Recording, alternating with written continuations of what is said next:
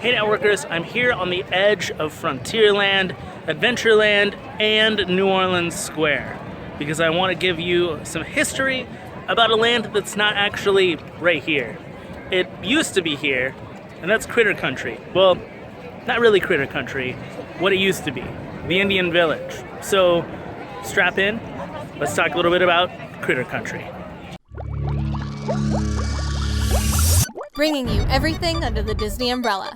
Network 1901. Back when Disneyland first opened, in 1955, there were two parts to Frontierland. There was Frontierland as we know it now, and what used to be New Orleans Square, which was the Indian Village. The Indian Village was made up of the Davy Crockett canoes, a couple of teepees you could peek into, and on the weekends you could see performers do dances. So back in 1955, Disneyland didn't go back into what is now Critter Country. Splash Mountain or Winnie the Pooh didn't exist here.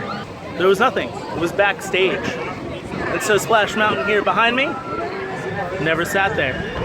This area of the park was the Indian Village from 1966 all the way until 1971, until Disney decided to retheme it and get rid of the Native Americans altogether.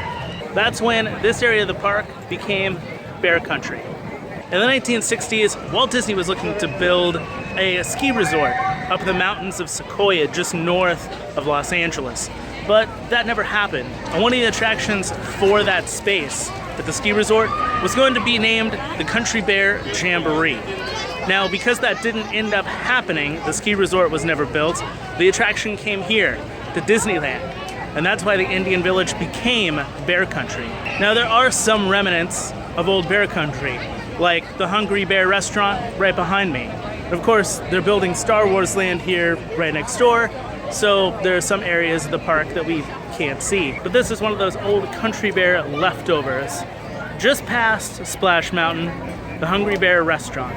During the 1970s and 80s, Disney was looking to capitalize on the thrill ride seekers. That's why Big Thunder Mountain went into place. That's why Space Mountain came here.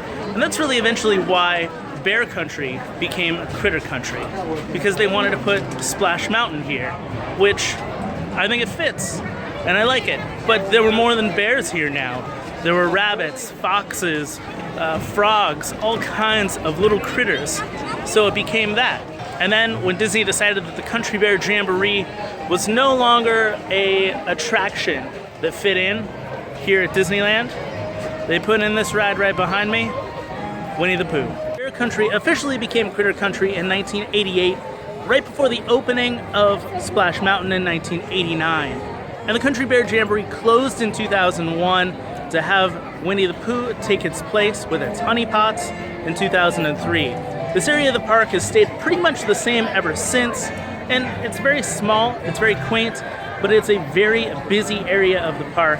Of course, now that Winnie the Pooh, the ride, is back here in Critter Country, that means that Winnie the Pooh himself can meet guests here in Critter Country. Hope you enjoyed this really quick, brief look at Critter Country and its history, what it has been, and what it is now. So let me know in the comments below if you like Critter Country when you come to Disneyland, or if it's a place that you think you'll visit when you eventually do come to Disneyland. And also be sure to check out our t-shirt shop, like this shirt right here. We have all kinds of different shirts. Check it out at our website or in the links below here on the video on YouTube. So in the meantime, I'll see you guys with another video next Friday from Disneyland. And in the meantime, keep on moving, people.